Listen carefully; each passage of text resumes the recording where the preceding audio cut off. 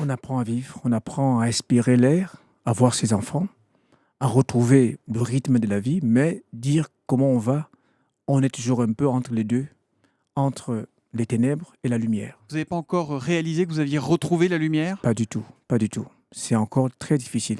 Michel Atangana, vous avez retrouvé vos enfants. Ils ont aujourd'hui 19 et 23 ans. Ils avaient 2 et 6 ans quand vous avez été incarcéré. Comment se passent ces retrouvailles, si on peut parler de retrouvailles?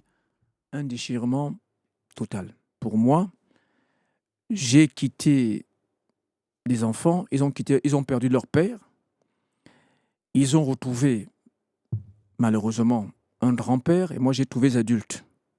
Mais je rends grâce à Dieu puisqu'ils ont pu, notamment Eric, avec son courage, il a pu défendre son père. Et quand j'entendais ces mots, sa présence dans les médias, par RFI ou d'autres radios, d'autres journaux, imaginez-vous le sentiment profond, mon émotion dans ma cellule. Vous entendiez ces messages et ce combat d'Éric qui est avec nous aussi ce matin dans ce studio d'Europe 1. Bonjour Éric. Bonjour. Vous avez aujourd'hui 23 ans. Qu'est-ce que ça vous fait d'être là à côté de votre père qui est libre? Finalement, c'est un homme que vous avez connu la plupart du temps, la plupart de votre vie en prison. Oui, exactement. Alors, j'ai encore du mal à le croire pour tout vous dire, ça a été un sentiment, assez extrême.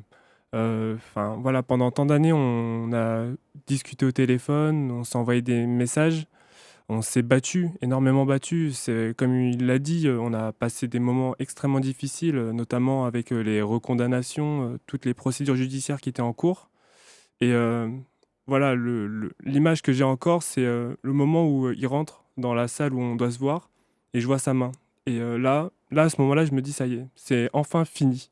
Là, tout et toute la pression redescend. Toutes ces années de difficultés, de douleur, tout redescend.